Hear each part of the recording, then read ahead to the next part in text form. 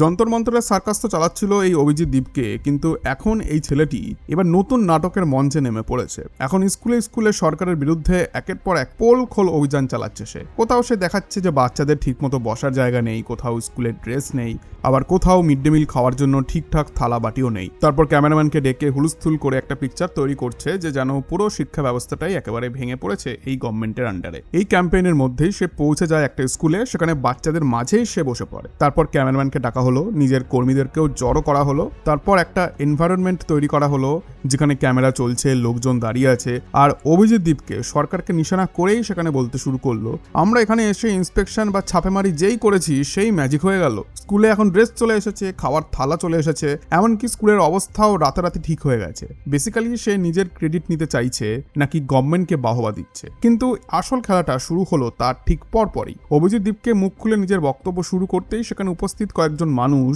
এমনভাবে দীপকেই প্রশ্ন ছুড়ে মারলেন যে পুরো সাজানো ঘটনাটাই উল্টে গেল তার দিকে। তারা বলছে যে যেসব বাচ্চাকে সামনে বসিয়ে এই দৃশ্য দেখানো হচ্ছে তারা নাকি ওই স্কুলের ছাত্রছাত্রী নয়। সরাসরি অভিজিৎ দীপকের মুখের ওপর বলা হয় যে এরা তো এই স্কুলের বাচ্চাই না, বাইরে থেকে ডেকে আনা হয়েছে। এখন যদি সত্যি স্কুলের বাস্তব অবস্থা দেখানোই উদ্দেশ্য হয়ে থাকে, তাহলে বাইরে থেকে বাচ্চা এনে বসানোর দরকার পড়লো কেন? অভিজিৎ দীপকের কর্মীরা বাইরে থেকে ছাত্রদেরকে ডেকে এনে সেখানে কেন বসাচ্ছে? ক্যামেরার সামনে একটা পার্টিকুলার সিন তৈরি করার এতটাই বা কি দরকার ছিল? আমরা পুরো বিশদে জানবো সবকিছু। এখন এই ভিডিওতে কি কি দেখা যাচ্ছে, সেখানে কি নিয়ে তর্ক হচ্ছে, কার সঙ্গে কি কথাবার্তা হচ্ছে, আর পুরো ঘটনাটা কিভাবে সামনে এলো সেই বিষয়টাও আপনাদেরকে দেখাবো।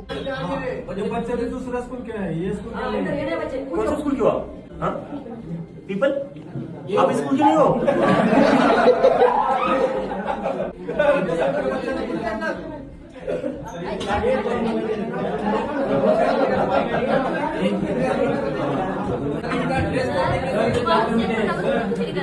এই ভিডিওটা সামনে আসার পর অভিজিৎ দীপকে সোশ্যাল মিডিয়াতে বেশ ভালোই ট্রোল হচ্ছে। কেউ হাসতে হাসতে কমেন্ট করছে যে ভাই, এটা কি সত্যি স্কুলের অবস্থা দেখানোর অভিযান, নাকি স্কুলে স্কুলে গিয়ে বাচ্চাদেরকে জড়ো করে ক্যামেরার সামনে একটা রেডিমেড সিন তৈরি করার চেষ্টা হচ্ছে? মানুষের প্রশ্ন খুব সিম্পল, যদি সত্যি গ্রাউন্ড রিয়েলিটি দেখাতে চান তাহলে এত লোক জড়ো করা, বাচ্চাদেরকে বসানো, ক্যামেরাম্যান নিয়ে পুরো পরিবেশ বানানোর কি দরকার? ফলে ভিডিওটা ছড়িয়ে পড়তেই পুরো ব্যাপারটা নিয়ে কন্ট্রোভার্সি শুরু হয়ে যায়, আর মানুষও ধীরে ধীরে বুঝতে পারেন যে এই ছেলেটি আসলে একটি ফ্রড। কারণ দীপকের এই পোলখোল অভিযান উল্টে তার দিকেই ব্যাকফায়ার হয়েছে। এখন যখন চারিদিক থেকে প্রশ্ন উঠতে শুরু করলো, তখন অভিজিৎ দীপকে কি এক্সপ্লেনেশন দিল, আর নিজের বিরুদ্ধে ওঠা প্রশ্নের জবাব দিতে গিয়ে কিভাবে আবার পুরো দোষটাই সরকারের ঘাড়ে চাপানোর চেষ্টা করলো, সেটাও একবার শুনে নেওয়া যাক। स्कूल में इतनी चमकती हुई प्लेट कब से मिलने लग गई? तो मुझे बताया गया कि ये प्लेट आज ही लाई गई है क्योंकि इनको पता था विजिट होने वाली है। लेकिन अभी अभी मुझे पता चला ये जो बच्चे हैं वो बच्चे स्कूल के है ही नहीं, वो बच्चे दूसरे स्कूल से लाए गए और उनको यहाँ पर पिछले 1 घंटे से बिठाकर खाना खिलाया जा रहा है कि जब तक विजिट खत्म नहीं होती, जब तक मीडिया वाले यहाँ से चले जाते, आप यहीं पर खाना खाते हुए बैठो। किसी और स्कूल के उनको जबरदस्ती यहाँ पर बिठाया गया है। ঘটনাটা হিঙ্গলির একটা স্কুলকে ঘিরে। দীপকে সেখানে গিয়ে এটাকে এক প্রকার ইন্সপেকশন হিসেবে তুলে ধরে। বাচ্চাদেরকে বসানো হয়, ক্যামেরার তারপর রেডি করা হয়, তার কিছু কর্মীরা এবং পুরো সেটআপটাও তৈরি করা হয়ে থাকে। এরপর ক্যামেরার সামনে বলা শুরু হয় যে দেখুন, আমরা আসার পরেই এখানে নতুন থালা চলে এসেছে, স্কুলের ব্যবস্থা ঠিক হতে শুরু করেছে, প্রশাসন নড়ে চড়ে বসেছে। এখন শুনলে এরকমটা মনে হবে যে একজন মানুষ সেই স্কুলে ঢুকলো আর গোটা প্রশাসন থরথর করে কাঁপতে কাঁপতে রাতারাতি সবকিছু পাল্টে দিল। কিন্তু এবারের এই নাটকটা দর্শক সেভাবে খেলো না। ভিডিওতে স্থানীয় কিছু মানুষ তখন তার সামনেই প্রশ্ন করে যে সামনে বসানো সব বাচ্চা আদৌ ওই স্কুলের কিনা।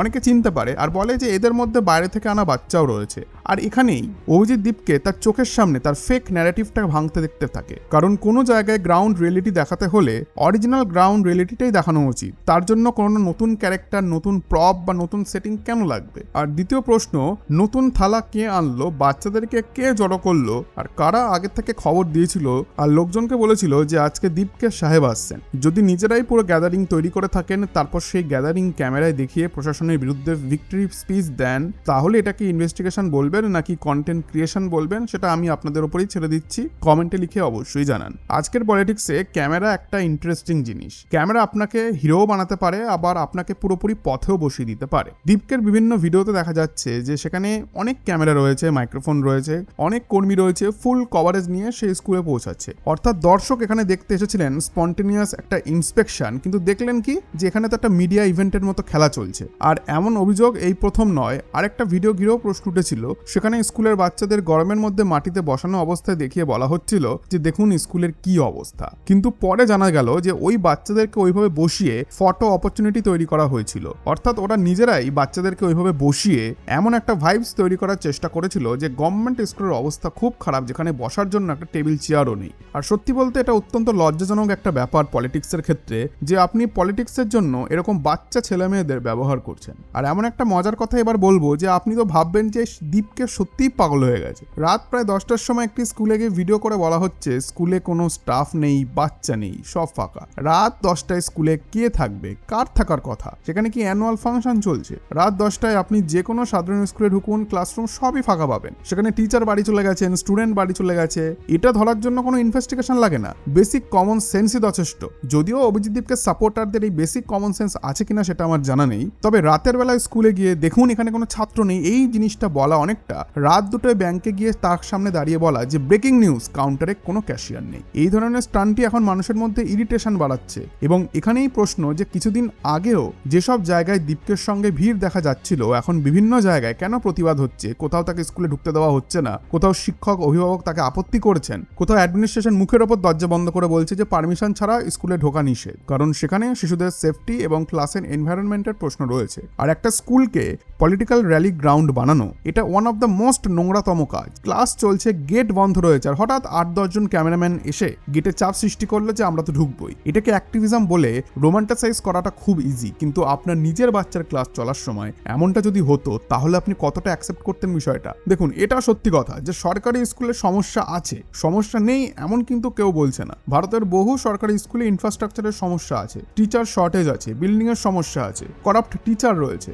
বেসিক ফ্যাসিলিটিস এর প্রবলেম রয়েছে। অবশ্যই এগুলো ঠিক হওয়া উচিত, কিন্তু এই সমস্যা আজ সকালেই উঠেই তৈরি হয়নি। দেশ স্বাধীন হওয়ার পর কয়েক দশক ধরে সরকারি এডুকেশন সিস্টেমের বহু অংশ নেগলেক্টের শিকার হয়েছে। একই সময় পলিটিশিয়ান এবং পলিটিক্যালি কানেক্টেড পিপলের private school, private medical college, private engineering college, তাদের বিশাল ইকোসিস্টেম তৈরি হয়েছে। ফলে সরকারি ব্যবস্থাকে শক্তিশালী করার বদলে বহু জায়গায় সেটাকে দ্বিতীয় সারিতে ঢেলে দেওয়া হয়েছে। কিন্তু দীপকে ক্যাম্পেইনের বিরুদ্ধে আবার একটা সিরিয়াস পলিটিক্যাল কোশ্চেন উঠছে। যদি সত্যি মিশন হয় ভারতের সরকারি স্কুলের বাস্তবতাকে দেখানো, তাহলে অভিযানটা শুধু বিজেপি শাসিত রাজ্যেই কেন চোখে পড়ছে তার বেশি? কেরালা আছে, কর্ণাটক আছে, হিমাচল আছে, আরো বহু নন বিজেপি রাজ্য আছে যেখানে সরকারি স্কুলের অবস্থা অত্যন্ত খারাপ। সেখানে কোনো ইনফ্রাস্ট্রাকচার নেই, কয়েকটা স্কুল তো দিনের পর দিন বন্ধ হয়ে পড়ে আছে, শ্যাওলা জন্মাচ্ছে, বিল্ডিং ভেঙে পড়ছে, টয়লেট নেই, ইনফ্রাস্ট্রাকচার নেই। তাই যদি সমস্যা ন্যাশনাল হয় তাহলে ইন্সপেকশনও ন্যাশনাল হওয়া উচিত। আর যদি ক্যামেরা শুধু পলিটিক্যালি কনভিনিয়েন্ট রাজ্যেই ঘোরে তাহলে মানুষ প্রথম খাবে, পরে বুঝে ঠিক কেটে পড়বে। এদিকে দীপকে নিজেকে কোনো ট্র্যাডিশনাল পলিটিক্যাল পার্টির নেতা হিসেবে তুলে ধরছে না, তাহলে তার কাছে কংগ্রেস, বিজেপি, এসপি, লেফট এই ডিস্ট্রিকশনে থাকার কথাই বা কেন? একজন ইন্ডিপেন্ডেন্ট অ্যাক্টিভিস্ট হলে তার টার্গেট হওয়া উচিত প্রবলেম, পার্টি নয়। যেখানে স্কুল খারাপ সেখানেই তো যাবে, সরকার সেখানে জারি হোক। কিন্তু যদি একদিকের সরকারের বিরুদ্ধে প্রতিদিন মাইক্রোস্কোপ আর অন্যদিকে বাইনোকুলার দিয়েও কিছু দেখতে না পায়, তাহলে তার ক্রেডিবিলিটি নিয়ে তো মানুষ প্রশ্ন করবেই। আরও একটা ফান্ডামেন্টাল প্রবলেম রয়েছে। ধরুন আপনি দেখালেন স্কুল খারাপ, এক্সিলেন্ট, তারপর সলিউশনটা কি? শুধু ক্যামেরা মাথার ওপর গুজে চিৎকার করতে করতে স্কুলের ভেতরে ঢুকে পড়লে কি টিচার তৈরি হয়ে যাবে, বিল্ডিং তৈরি হয়ে যাবে, বাজেট স্যাংশন হয়ে যাবে, রিক্রুটমেন্ট হয়ে যাবে? এক জায়গায় এসি নেই বলে ফ্যান খুলে ফেলার মতো রিয়াকশন যদি অ্যাক্টিভিজম হয় তাহলে সেটা সলিউশন নয়, সেটা ক্যাওস। সিস্টেমের সমস্যা এক্সপোজ করা দরকার, কিন্তু এক্সপোজ করার পর তার রোড ম্যাপও দরকার, নাকি চোরের মতো পালিয়ে যাওয়া? কত টিচার সেখানে দরকার, ফান্ডিং কোথা থেকে আসবে, স্টেট বনাম সেন্টারের রেসপন্সিবিলিটি কি, রিক্রুটমেন্ট কিভাবে হবে, ইনফ্রাস্ট্রাকচার আপডেটের টাইমলাইন কি, এগুলো নিয়ে সিরিয়াস ডিসকাশন দরকার। শুধু খারাপ খারাপ খারাপ এই কথাটা ক্যামেরার সামনে বারবার করে নাটকবাজি করলে সেখানে সমস্যার ফ্রাস্ট্রেশন বাড়বে আর সাধারণ মানুষও ইরিটেট ফিল করবে।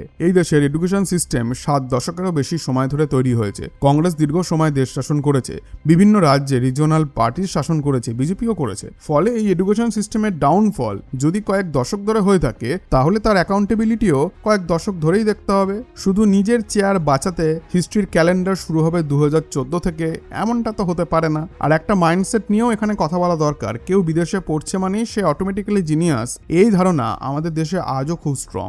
বোস্টনে পড়েছে, আমেরিকাতে পড়েছে, এই ট্যাগ শুনলেই অনেকে মনে করেন যে হার্ভার্ডের গেট দিয়ে ঢুকলেই মাথার ভেতরে আইনস্টাইন ইনস্টল হয়ে যায়। বিদেশে পড়াশোনা অবশ্যই অ্যাচিভমেন্ট হতে পারে, কিন্তু শুধু বিদেশে যাওয়াই মেরিটের ফাইনাল সার্টিফিকেট নয়। একাডেমিক পারফরমেন্স কেমন, কি পড়েছে, কি আউটপুট দিয়েছে, আদৌ তো ফেল করেনি তো, সেটাই আসল। কারণ ইন্ডিয়াতে পড়াশোনা করেই অসংখ্য doctor, scientist, engineer, software professional আজ আমেরিকা এবং ইউরোপের টপ ইনস্টিটিউশন চালাচ্ছেন। সিলিকন ভ্যালির একটা বড় অংশ ইন্ডিয়ান ট্যালেন্টের উপর দাঁড়িয়ে, তাই বিদেশে পড়ছে, অতএব প্রশ্ন করা যাবে না, ইংরেজিতে বলছে তাহলে তো ঠিকই বলছে, এই কলোনিয়াল মাইন্ডসেট থেকে বেরোনো দরকার। আমরাও কোনো অংশে কম নই। শেষ পর্যন্ত অভিজিৎ দীপকের এই স্কুল ক্যাম্পেইন উল্টে তার দিকেই এখন আনকমফোর্টেবল প্রশ্ন তৈরি করেছে। একদিকে সে যেমন এক্সপোজ করতে এসেছিল, এখন নিজেই এক্সপোজ হয়ে দৌড়ে বেড়াচ্ছে। একদিকে সে খুব চেষ্টা করছে নিজের ক্রেডিটটা নেওয়ার জন্য, যে তার জন্য সরকার নড়ে চড়ে বসেছে, কিন্তু অন্য একটি ভিডিওতে দেখা যায় যে বাচ্চাকে যে জড়ো করে আনছে সেটাই এক্সপোজ হয়ে গেল ওপেন ক্যামেরার সামনে। না আছে তার কাছে কোনো এভিডেন্স, না আছে কোনো কিছু,